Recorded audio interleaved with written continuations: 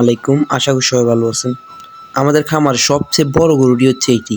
এই গরুটি বের করতে আমাদের অনেক সমস্যা হয়েছে এবং আমাদের অনেক সমস্যা এবং আমাদের অবস্থা অনেক খারাপ ধরতে গেলে।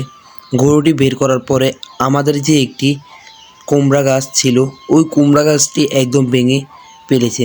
কিন্তু আমরা গরুটিকে শান্ত করতে পারতেছিলাম না। তো আমরা অনেক কষ্ট করার পরে আমাদের গরুটিকে আমরা ধরে রেখেছি।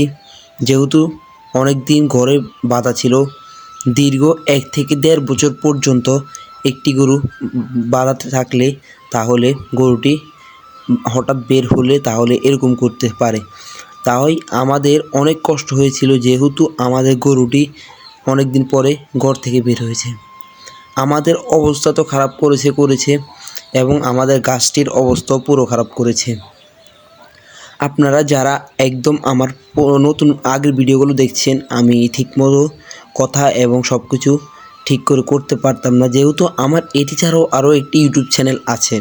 সবাইকে আমি ওই ইউটিউব চ্যানেলের লিঙ্ক কিংবা কোনো এক সময় অন্যটি ওই ইউটিউব চ্যানেলটি দিয়ে থাকবো। আপনারা সবসময় আমার পাশে থাকবেন এবং সবসময় আমার চ্যানেলটিকে সাবস্ক্রাইব করে পাশে থাকবেন, একটি লাইক করে পাশে থাকবেন।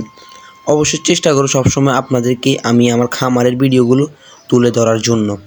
আমরা গরুটি হাটে নেওয়ার আগেই আমরা গরুটি বের করে রেখেছিলাম, যেহেতু গরুটি জানার মতে আমরা জানি যে গরুটি লাফালাফি করবে, তাই আমরা আগে থেকেই একদম মাটি পর্যন্ত গড়ে ফেলেছি। মাটিকে একদম পারে না যে মাটিগুলো উঠিয়ে ফেলতে।